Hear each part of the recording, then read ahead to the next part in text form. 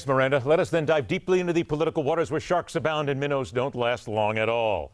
Let's unleash the political animal. Invite you to crash those phone lines again. 1-877-NEWSMAX. 1-877-639-7629.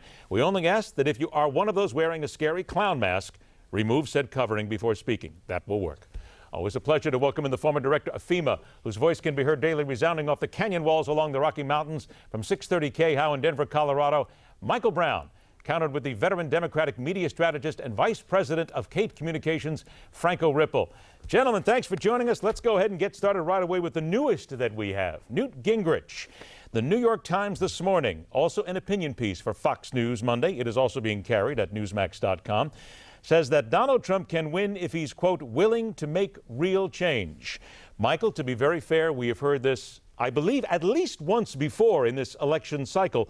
What is there to make anybody believe he should change because he says whatever he wants and his followers still get behind him? Well, and honestly, we've heard the idea about change, I think, in every election cycle, every 4 years, going back to Theodore Roosevelt or Woodrow Wilson. So every election is about change, particularly if you're not the incumbent. If you're the challenger, you have to talk about change. Now, if Donald Trump, and look, I have told my listeners I am reluctantly voting for Donald Trump because there's just no way. I'm just never Hillary. I can't vote for Hillary Clinton. But the thing that drives me crazy and that makes it difficult to vote for Donald Trump are the 3 a.m. tweet storms, are the things like continuing to focus on Miss Venezuela. Move off those things and tell me why you are going to be different than the past 8 years. If you'll do that, if Trump will do that, I think this narrow, tight race that we have might flip in states like Colorado. It might flip in states like Ohio or Florida. I'm going to ask you about Colorado and Florida here in just a moment. But Franco, let me come to you on this one, because is it not fair to say that from the Democrat side of things, you and others believe that Donald Trump is playing right into Hillary Clinton's hands the more and more he does this? And as a matter of fact, you're probably thrilled every time he gets a 3 a.m. tweet storm. Well, you know, I'm thrilled to hear it, except for those who are on the unfortunate receiving end of those tweet storms. It just shows, again, Donald Trump's lack of discipline. Michael's right. Every election is a change election, especially if you're not the incumbent. And, of course, we have two non-incumbents in this race. But the change we're referring to this year is Donald Trump's inability to change. He cannot change his undisciplined, reckless manner in which he's running his campaign. And that's going to continue, yes, to drag him further behind in battleground states. Mike, let's talk about what Franco just said with the words undisciplined and reckless. Okay, call him if you will that, Michael. But again, let's get back to the point. It is still the fact that he is the Republican nominee. He is still in many eyeballs, still equal to Hillary. He still has a chance to win here. So again, you can be as undisciplined and as reckless as you want, but damn it, Michael, it's what the people want this year. This is the change they actually want. I think you're right, Ed. I think you're exactly right. They want someone who is non-PC, someone who is willing to speak off the cuff, someone who is willing to just say what's truly on their mind. And I'm all for that. I've always believed that the American people are willing to handle the truth if politicians would just tell them the truth. But I also think that you have to put it in, look, you can't, it's like, you know, if your wife asks you, does this dress make my butt look fat? You're not going to say yes. The answer is that dress makes you look beautiful. You look beautiful no matter what kind of dress you wear. So there's a difference between telling the truth and how you tell the truth. And I think in this case, the criticism I have of the Trump campaign is that they do get on a disciplined message. They do very well, and then they take it right off the message. They fall, you know, I'm sure this makes Rippo happy. It takes them right off message and puts them right into the Clinton trap. And if they would just quit falling into that Clinton trap, even if they tweet at 3 o'clock in the morning, even if they say wild and crazy things, don't fall into the Clinton trap. If I could just get the Trump campaign to do that, I think we would move these margins a little bit wider. 1-877-NEWSMAX from our viewers here, if indeed you are those people who say you do not want Donald Trump to change, or do you want him to change?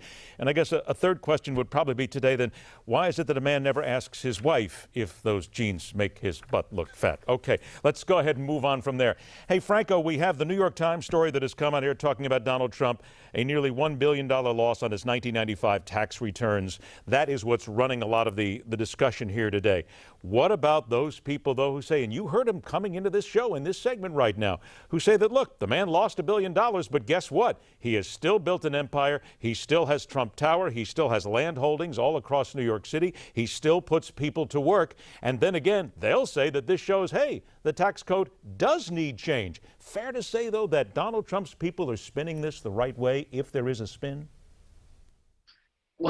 Well, no, not at all. I mean, they can be trying to put somehow strangely a populist spin on this, but that's in fact not the case. It would be one thing if Donald Trump, didn't pay his taxes for nearly 20 years, but hasn't talked about the fact that he called it smart. He called it smart in national debate. We wanted to talk about the fact that Donald Trump falls into Hillary Clinton's traps. She laid a trap for him right there and said, maybe there are things he doesn't want us to know about his tax returns. Maybe he doesn't pay his taxes. And he said, quote, "I call that smart." So first of all, he did fall into the trap. But second of all, Donald Trump uses a lot of flowery patriotic language when talking about America. And we're all patriots. We should be proud of the way we talk about our country, but not when he doesn't do his fair share. If he lost nearly $1 billion, that's fine. I'm sorry to hear that for his businesses, but it doesn't mean that you should shirk your shared responsibility to build the infrastructure of this nation, to rebuild our roads and our bridges that are crumbling. So he talks about LaGuardia and JFK airports being third world countries' airports.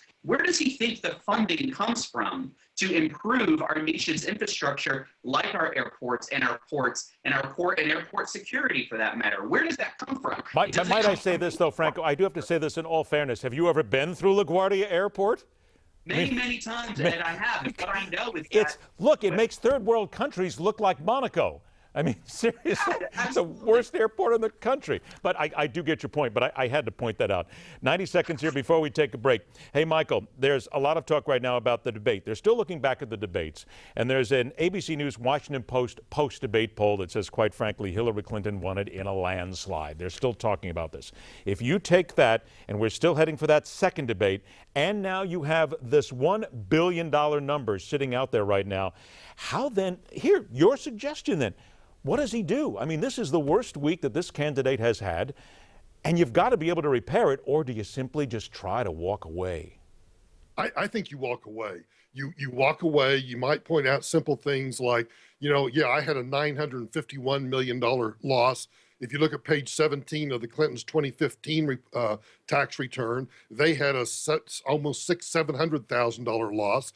The Clintons are doing exactly the same thing that Donald Trump does on his taxes. It's just a lower amount. And if you look at the Clinton Foundation tax returns, they take in 178 million. I forget what the figure is, but the actual amount that goes to charitable works is less than 1%. It's 0.02%.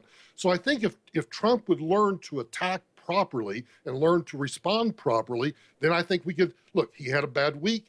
Everybody has a bad week in these campaigns. I think he can easily recover from it if he'll just do it the right way. It's what we have said time and time again, and I've said it as well. People who are Republicans, they want their candidate to win. They want him to win, and they want him to do it. I think that's the big fear here from a lot of Republicans. They don't fear as if he is actually on the tack to do it, but they want him to win. Franco Ripple, Michael Brown remain in their seats. They are not leaving for LaGuardia, as quite frankly I wouldn't want to do either, having lived there and been through it. When we come back right here on America Talks Live, the political animal deals in bad polls, excellent basketball players, why Hillary is no shoo-in with Bernie Sanders supporters. Your phone calls, join us on America Talks Live, 1-877-NEWSMAX, 1-877-NEWSMAX. The Monday edition rolls on after this.